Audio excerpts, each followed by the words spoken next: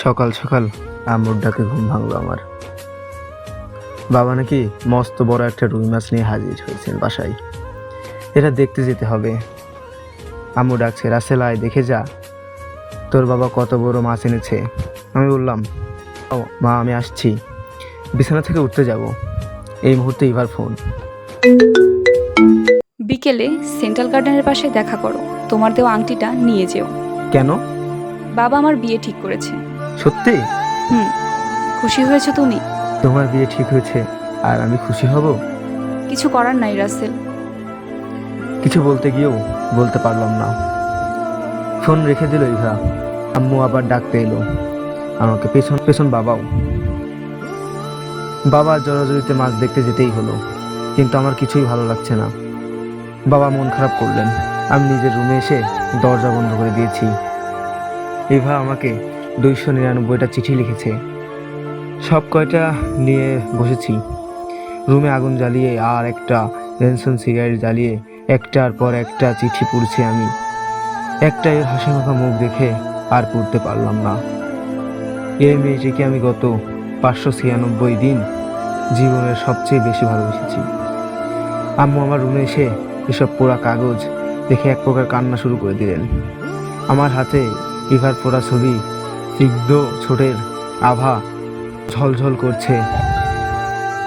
আম্মু বিষয়টি বুঝে কিছুটা সান্ত্বনার গোছে কথাবার্তা বললেন, কিন্তু মনে মনে আমার প্রচণ্ড রাগ হচ্ছিল। আমি রাগ বেশিক্ষণ থাকতে পারি না। রাগটা তখনই ঝাড়তে হয়। ইভাকে ফোন দিলাম, সব রাগ আজ ওর উপর দেব। হ্যাঁ বলো রাসেল। কি করো? ও ফোন দিয়েছিল, কথা বললাম। ওটাকে? যার সঙ্গে আমার বিয়ে ঠিক হয়েছে। ও বেটা তোমাকে ফোন দেবে কেন? এটা কেমন কথা রাসেল? ও তো ফোন দিতেই পারে। না, বলবা বিয়ের পরে যেন ফোন দেয় তোমাকে। মনটা আরো খারাপ হয়ে গেল। ভাবলাম বিকেলে গিয়ে আংটি নিয়ে আসবো, কোনো কথা বলবো না।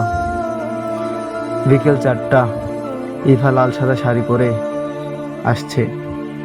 সাধারণত সে শাড়ি পরে না, আজ কেন পরলাম বুঝতেও পারলাম না। শাড়ি কেন পরছো? ও পছন্দ করে। ও পছন্দ করে বলে পরছো? আর আমি যে প্রতিদিন বলি সেটা তো শোনো না। তোমার কথা শুনবো কেন? ইভা, 299টা চিঠি কি মিথ্যা ছিল? চিঠি? এগুলো ছিল পাগলামি। পাগলামি? তুমি এমন কথা বলতে পারো না। রাখো তো তোমার প্যাচাল। এই নাও, এখানে তোমার দেওয়া আংটিটা আছে আর একটা চিঠি। এই আমার 300তম চিঠি। আবার চিঠি কেন?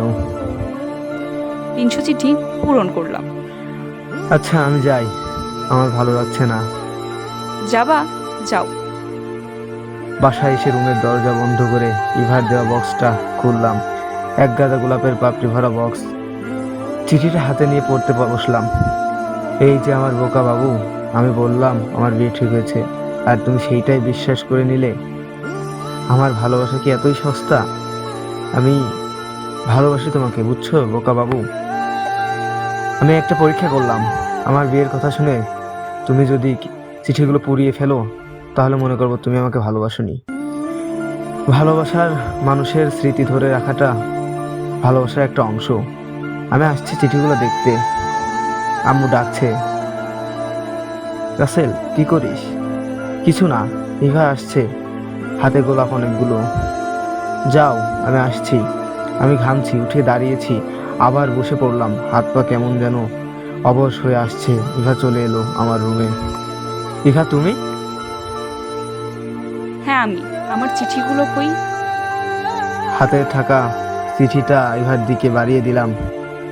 আরও বাকি 299টি নিয়ে এসো। আমি বিস্ময় ইভার দিকে তাকিয়ে আছি। তবে কি ইভা আমাকে ভালোবাসেনি? ইভা আমার দিকে তাকিয়ে হাসছে। রাসেল, এটা ভালোবাসা নাই, এটা আবেগ। ভালোবাসা হচ্ছে মনের ভিতর পুষে রাখা আকুতি। নীরবে ভালোবাসা মানুষটিকে সুখ কামনা করা। রাগের বশবর্তী হয়ে যেটা তুমি করলে সেটা ভালোবাসা হতে পারে না। আমি কিছুই বলতে পারছি না। মনের ভিতরে হাহাকার করে উঠলো। আমি বুঝতে পারছি না আমি ইভাকে ভালোবাসতে শুরু করেছি, যেটা শুধু ভালোবাসা। এখানে আবেগের স্থান খুবই অল্প, কিন্তু ততক্ষণ অনেক দেরি হয়ে গেছে। ইভা চলে যাচ্ছে, এই বুক খালি করে দিয়ে দূরে চলে গেল, অনেক দূরে।